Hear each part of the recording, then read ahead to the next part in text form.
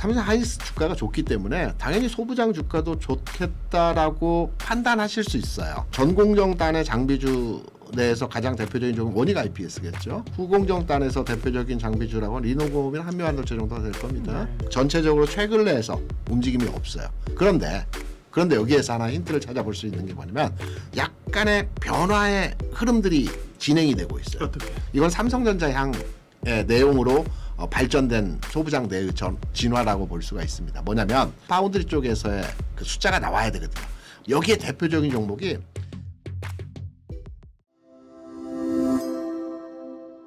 이민수의 경제토크 KR리서치 김대준 대표님과 반도체 투자 아이디어를 알아봅니다. 뭐 만나면 삼성전자 어떻게 되냐고 많이들 이제 물어보신다고 그러셨는데 네. 하이닉스는 안 물어봅니까? 예전에는 예를 들면 예전에 삼성전자 해외일 때는 사실 계속 하이닉스였잖아요. 그렇죠. 지금은 물론 삼성전자 자체뿐만 아니라 반도체 전체를 대변하죠, 그죠? 네. 그러니까 삼성전자를 물어본다는 얘기는 그 안에 하이닉스나 다른 반도체에도 관심이 있긴 하지만 네. 어쨌든 하이닉스는 어떻게 되는 거야? 라고 물어보는 사람은 별로 없나요? 별로 없는 이유가 있더라고요. 예. 그러니까 하이닉스를 매매하는 성향의 투자자와 삼성전자를 매매하는 성향의 투자자가 극명하게 다릅니다. 그러네. 무슨 말이냐면 삼성전자는 딱 묻어둔다는 개념으로 접근을 하는 투자자가 굉장히 많습니다. 사서 어떤 흔들림이 있어도 그냥 가져간다라는 측면이거든요. 하이닉스는 매매하겠다라는 측면입니다. 그렇죠. 그러네. 사고 팔고 한다라는 측면이 강하기 때문에 하이닉스의 저점을 잡으려고 노력을 많이 하시거든요. 단기 반등 흐름에서의 어떤 개선되는 상황을 통해서 투자를 한다라는 측면이기 때문에 문의하는 분들의 성향도 측면에서 보면 하이닉스 타점에 들어왔느냐라고 물어보지 하이닉스 투자해도 사도 된다 라는 측면에서의 매매 관점의 접근이 아니더라고요. 그래서 질문은 삼성전자 최근에 올라와서 삼성전자 많이 물어보는 것이 아니고 전혀 다른 두 색깔의 매매 형태였었죠. 어떻게 보면 주가가 막 오르니까 그죠. 포모잖아요, 포모. 그죠? 그렇죠. 이거 어떻게 해? 지금이라도 사야 되는데 이런 분들 또 이제 주식을 상대적으로 이렇게 적극적으로 안 하시는 분들 나는 뭐 없어도 뭐 장기 투자해도 돼 이런 분들은 삼성전자를 물어보고 그렇죠. SK 하이닉스를 사고 파시거나 이런 분들은 알아서 잘 하시는구나. 네. 그죠? 네, 알아서 전략들이 있으시기 때문에 그래요. 그러니까 전에는 삼성전자가 좋아요, 하이닉스가 좋아요 이런 얘기 질문했지만 지금 뭐 굳이 그런 거 질문할 그 중요한 질문이 아닌 것 같아요, 그죠? 실제로 그 변동성 측면에서는 삼성전자가 5, 6만 원대에서 19만 원대 한 4배 정도 올라왔고요. 네. 하이닉스는 동시점에서 가격을 보게 되면 17만 원에서 90만 원까지 올라왔기 때문에 4배와 7배 차이는 굉장히 많이 나죠. 하이닉스가 월등하게 수익률은 좋았습니다. 다만 이 흔들림 과정이 많았기 때문에 매매 관점으로 계속 사고 팔고 하기 때문에 저점에 사서 지금까지 가지고 있는 투자자가 많지가 않습니다. 그렇죠. 네. 그게 대부분 고민이신 거죠. 네. 이 삼성전자나 하이닉스나 빨리 팔았다는 게 그죠. 그렇죠. 그 고민인 거고요.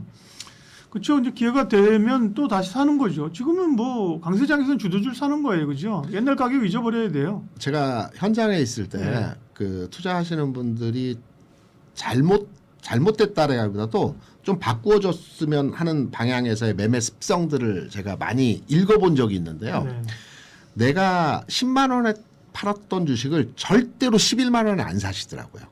그래서 제가 그분들에게 조언 아닌 11만 원, 15만 원에 안 사죠. 11만 원에도 안 사는 거예요.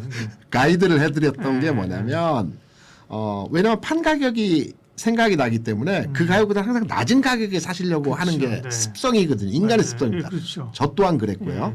다른 종목이라고 생각을 하시고 접근을 하시라는 말씀을 드립니다. 그 좋은 방법이네. 네. A 종목이 아니고 B 종목이다. 그래서 이 10만 원에 팔았던 주식하고는 별개의 종목이기 때문에 15만 원이든 20만 원이든 이게 30만 원까지 간다라는 가능성이 있다라면 그 가격으로 사야 된다.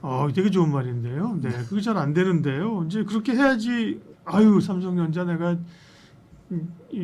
6만 원에 사서 도구 고생하다가 8만 원에 9만 원에 기가 막히게 팔았는데 그죠? 그렇죠.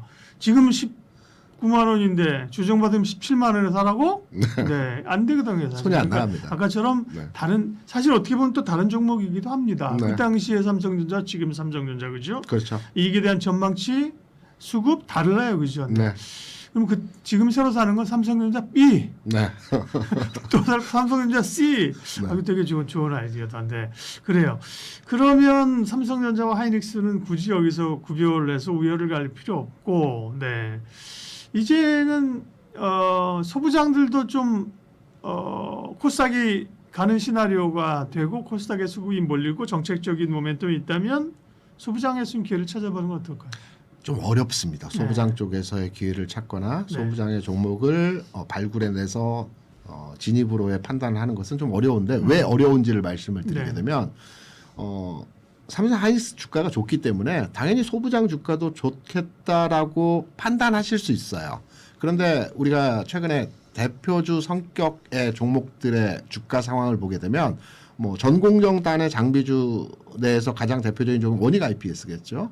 후공정단에서 대표적인 장비주라고 리노공업이나 한미환돌체 정도가 될 겁니다. 네. 그래서 이게 전공정과 후공정의 대표적인 주가 수준에서의 긍정적인 흐름의 주가 수준이었는데 잘 아시겠지만 10만 원, 20만 원 각 단에서 최근 거의 한 달 새 움직임 자체가 고점을 돌파하는 흐름이 아니고 계속 제자리 걸음에서 왔다 갔다 하는 형태에서의 모습을 보여주고 있어요. 삼성 하이닉스는 주가 상황이 긍정적인 반면에 소부장 종목들은 물론 미리 올라왔다는 측면으로도 해석을 해볼 수 있겠으나 전체적으로 최근 내에서 단기적으로 한 2, 3주 내에서의 주가 상황을 보게 되면 움직임이 없어요. 그런데 여기에서 하나 힌트를 찾아볼 수 있는 게 뭐냐면 소부장단에서 우리가 장비주들을 그동안 많이 바라보고 장비주에 대한 그렇죠. 판단을 많이 했는데 약간의 변화의 흐름들이 진행이 되고 있어요. 어떻게? 이건 삼성전자 향의 내용으로 발전된 소부장 내의 진화라고 볼 수가 있습니다. 뭐냐면 삼성전자가 제가 앞서 말씀드린 것처럼 앞으로 주가가 30만 원이든 40만 원이든 주가 상승의 모멘텀을 만들어가기 위해서는 이제 휴대폰 사업 부분에 내용도 있겠으나 실제 반도체 본업에 대한 개선된 내용이 진행되기 위해서는 파운드리 쪽에서의 그 숫자가 나와야 되거든요. 파운드리 쪽은 첨단 공정입니다.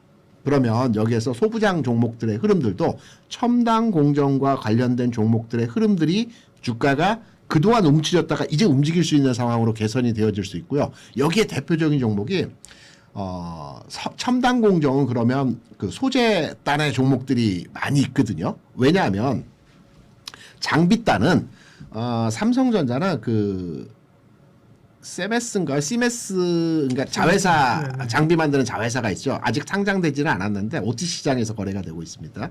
여기에서 장비를 대부분 공급을 받는 형태로 진행이 되고 있어요. 그래서 기존의 장비주들은 삼성에 납품하는 게 그렇게 크지 않은 상태이고요. 그리고 우리나라의 장비 국산화가 그렇게 높지가 않아요. 대부분 검사 장비라든가 이런 것들 해외에서 수입해서 네. 그걸로 검사를 하는 형태이거든요. 국산화가 대부분 잘 안 되어 있습니다. 지금 현재 장비단에서의 국산화는 대략 한 20% 정도 되고요. 소재단에서의 국산화는 한 50%가 된다라고 합니다. 그리고 나머지는 대부분 일본이나 미국에 수입을 하는 형태로 진행되거든요. 그렇기 때문에 삼성전자가 지금 앞으로의 주가가 D램으로 지금까지 올라왔고 앞으로의 주가는 파운드리 쪽이나 시스템 쪽으로 움직인다라고 한다면 여기에 가장 큰 국산화가 되어진 포지션으로 장착할 수 있는 소재단이 움직일 수 있고요. 소재단 내에서도 구분을 지어야 되는 게 있습니다. 우리가 이제 D램과 연동된 이제 그 보통 이제 소재단에서의 전공정 분야라고 한다면 이 웨이퍼의 뭐 식각하고 세정하고 이런 등등의 일을 진행하는 데 소재단의 그 용액들이 사용되지 않습니까? 이게 기존 D램은 이런 그 완전 고순도 용액으로 사용하는 반면에 이 첨단 공정 같은 건 가스로 이 그 세정하고 식각하는 형태로 진행이 되는 공정을 보여줍니다. 그래서 소재에서 가스로 하는 그 소재 종목들이 있어요.